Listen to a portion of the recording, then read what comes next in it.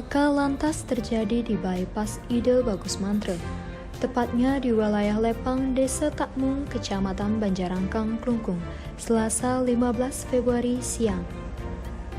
Akibat kejadian itu, sopir truk box bermuatan es tewas seketika di lokasi. Kasat Lantas Polres Klungkung AKP Wahyu Joko Nugroho menegaskan, peristiwa naas itu terjadi sekira pukul 11. Kronologisnya, saat korban Agus Suparnianto parkir di depan rumah makan sederhana untuk menurunkan es kemasan. Tiba-tiba, mobil warna putih yang dikemudikan Sucita melaju ke pinggir jalan, lalu menabrak korban asal Magetan, Jatim itu hingga tak bernyawa. Sedangkan Kenet, Komang Suardike selamat.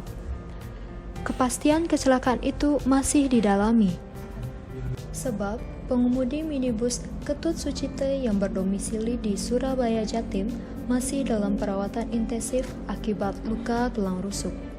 Tim Bali Express melaporkan.